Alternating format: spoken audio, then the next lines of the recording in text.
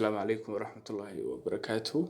maantay waxaynu bilaabeynaa QuickBooki casharkana wuxuu noqon doonaa casharkii ugu horeeyay ee QuickBooka. Ballanteenu waxa weeye waa wax gaaban oo la fahmi karo. maanta leen inaan hadalno oo waxa weeye sharaxaadii marar badan ku celcelino waxa macno yeelamayso kaliya waxa macnaha weeye waa in qofkii waxa uu soo waqti badan ka lumin wixiina uu fahmo. marka ugu horeysa waxaynu soo kicinaynaa programka insa u soo kicinaynaa waxaan rabnaa inaynu abuurno company casharkeen maanta wuxuu ku saabsan yahay qaabka aad company cusub uga dhex abuur lahayd QuickBooka. kadib waxa soo kicinaysaa ku dhufanaysaa create a new company. kadib waxa ka sii dooranaysaa halkan detailed start ay ku qoran tahay. okay waxa ku soo baxaysa warqadana ku soo baxaysa halka company name ka ku qoran tahay waxa ku qoraysa company-ga aad rabtay waxa weeye inaad ka diiwaan geliso. talena maanta waxaynu tusaale soo qaadanaa ula bixinaa Kamil Company. Kamil Company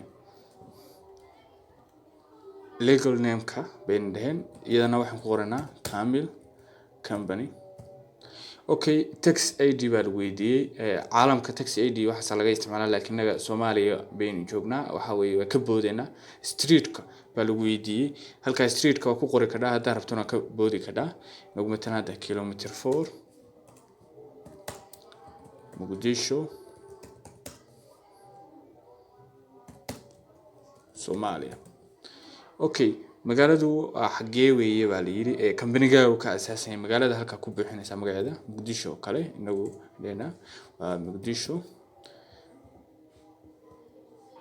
state-ka waa ka boodaysa haddii rabto zip code-ki 252 waa ku buuxinaysa haddii rabto waxa lagu saarayaa country-ga joogto waddanka joogto orders baa iska dhexaysa form number-kiiba halka ku buuxinaysa form number-ka company-gaaga halkan waxa ku qoraysa email-kaaga matalan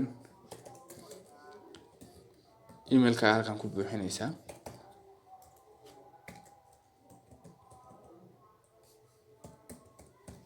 halkan iyada wax ku qoraysa website hadaa leedahay oo company-ga ama website leeyahay halkaas aad ku buuxinaysa kadib inta goortaad buuxiso waxa dhahaysa next.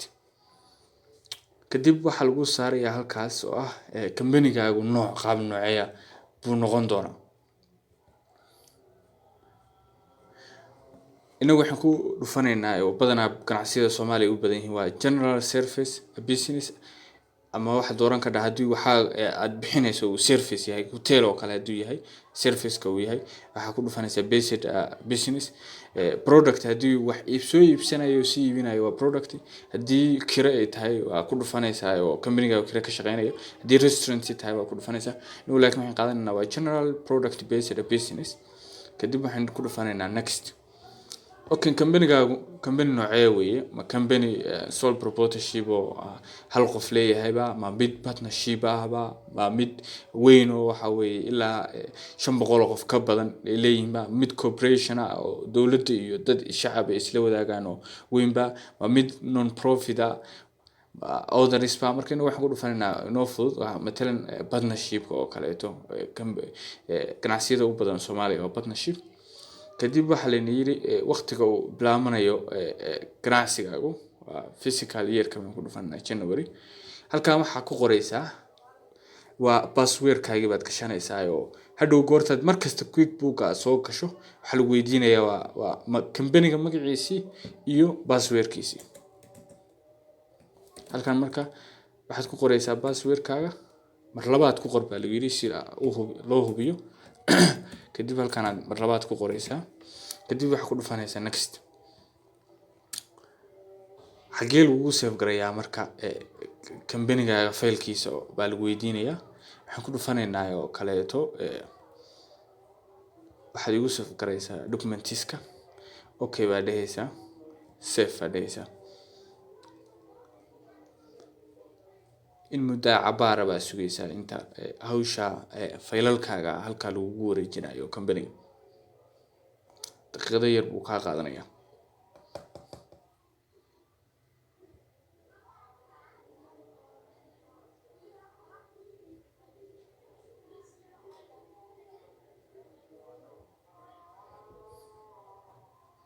halka goortii 100ka wax sugeynaa ilaa halka 100ka ay ka buuxsamayso kontonka maraya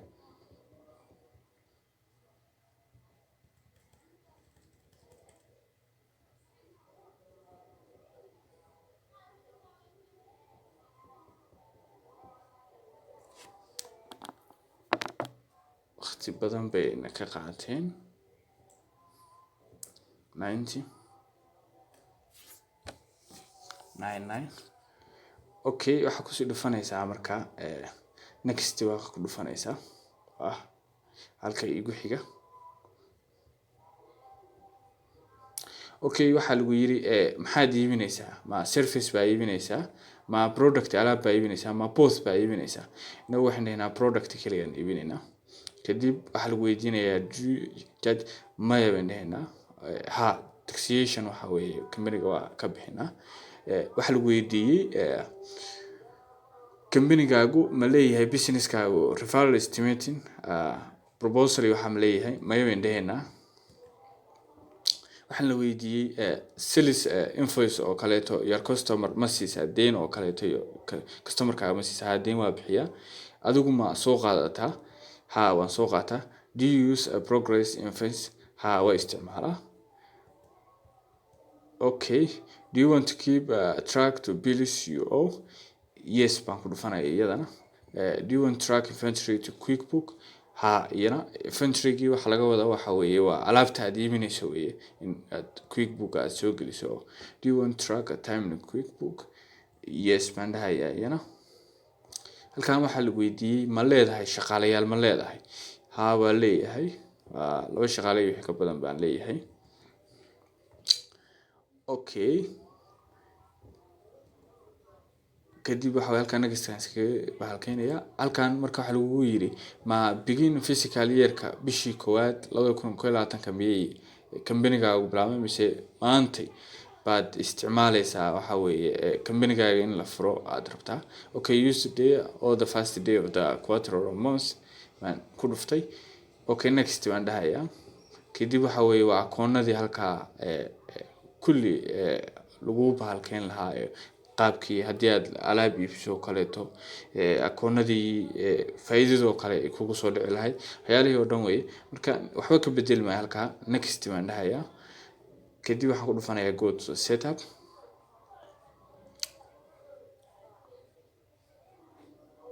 company-ga magaciisa waa kan kor ku qoran halka oogada inaad uga jeedaan baan filayaa.